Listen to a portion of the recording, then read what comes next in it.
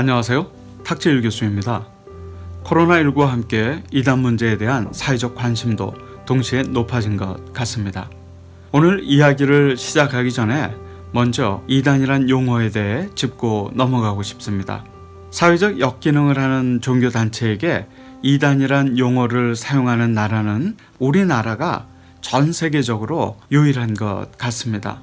미국, 유럽, 일본, 중국 대부분의 나라들은 이단이라는 용어 대신 컬트라는 용어를 사용합니다. 그런데 우리 사회와 언론은 사이비 종교가 관련된 다양한 문제들이 발생할 때마다 이단이라는 용어를 사용을 합니다. 물론 방송 용어는 아니지만요. 그래서인지 저는 이단이라는 단어를 사용하기가 늘 조심스러운 점이 있습니다. 기독교 역사를 전공하는 저는요, 이단 문제가 때로는 교권을 장악하거나 정적을 제거하기 위한 수단으로 악용된 사례도 있다는 것을 부인할 수 없기 때문입니다. 이단 규정과 관련해서는 선의의 피해자가 발생하지 않도록 신중하고 또 정확한 근거에 기초한 접근과 연구가 반드시 필요하다고 생각합니다. 신천지 문제로 인해 이단 문제에 대한 관심이 증폭되면서 최근 이단의 뿌리, 이단의 계보 이런 것에 관한 관심도도 느는 것 같습니다. 그리고 이와 관련해서 일제강점기에 활동했던 정도교란 단체의 설립자인 이순화에 대한 문의가 들어오곤 합니다. 이순화가 이단의 괴수인지 혹은 한국 이단의 뿌리가 맞냐는 질문들입니다. 일일이 답변드리기보다 저의 선친인 탕명한 소장이 직접 수집해서 연구하고 지금도 현대종교가 자료실에 소장하고 있는 1차 자료들을 근거로 정도교와 그 창교자 이순화에 대한 소개를 하고려고 합니다.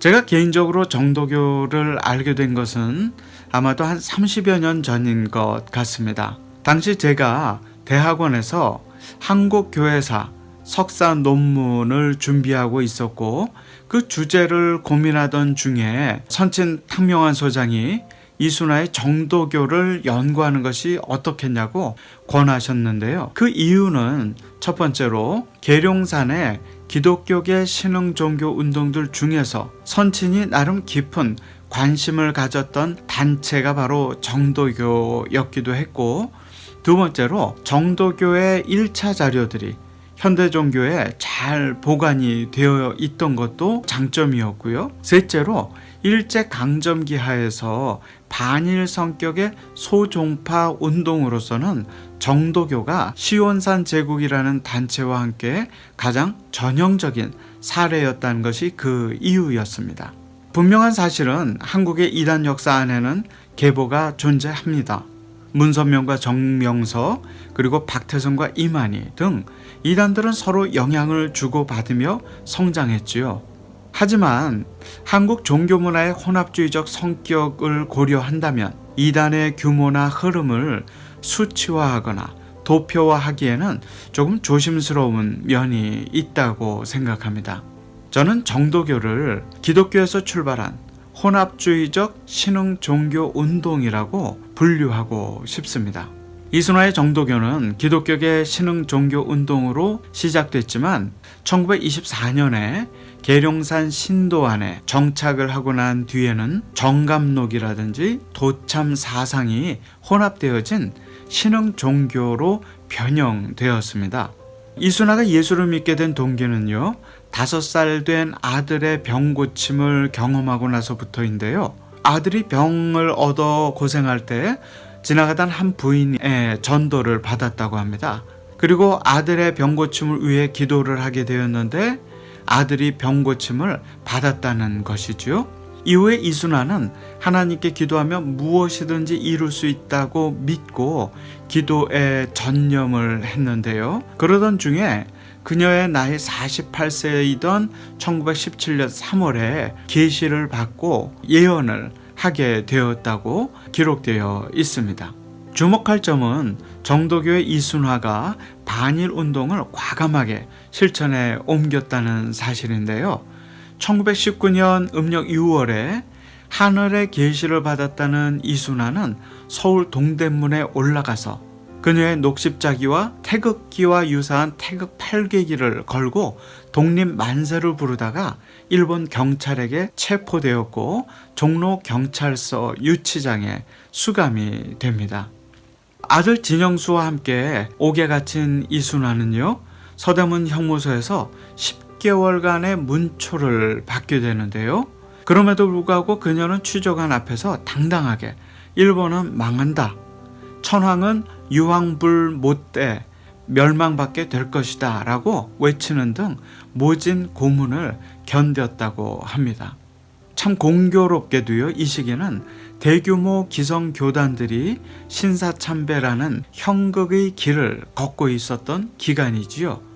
이 기간 동안 거침없는 반일운동을 전개했던 소규모 신흥종파 정도교의 모습은요, 참 대조를 이루는 아이러니한 모습이었다고 생각합니다. 결국 이순화는 보안법 위반 등의 혐의로 3년 6개월의 수용 생활을 하게 됩니다. 그리고 추록한 후에 1924년 계룡산 신도안으로 들어갔고 67세를 일기로 사망하게 됩니다. 이후 이순화의 아들인 진영수는 항일 독립운동을 계속했고 1938년 다시 보안법 위반으로 투옥되어 옥고를 치르게 되는 등 항일 운동을 지속하게 되지요. 흥미로운 사실은 고 탕명한 소장이 정도교에 대한 연구 결과를 저희 현대종교의 전신인 성별 잡지 73년 9월호에 발표를 하는데요. 이를 근거로 이순화의 자손들이 보훈처에 신청을 해서 독립유공자 가족으로 지정을 받게 되었지요. 이순화의 정도교는 한국 이단운동의 괴수나 뿌리로 보기보다는 일제강점기라는 비정상적인 상황에서 기독교의 영향을 받아 시작된 소규모 신흥종교 단체로 보면 어떨까 생각됩니다. 저는 이순화의 정도교를 일제강점기 전형적인 소종파적 성격을 가지고 항일 운동, 항일적인 어떤 교리를 과감하게 실천하면서 계룡산 신도안에서 그들만의 작은 왕국을 건설하고 살아갔던 기독교의 영향을 받은 기독교계의 신흥 종교 운동으로 분류하고 싶습니다. 감사합니다.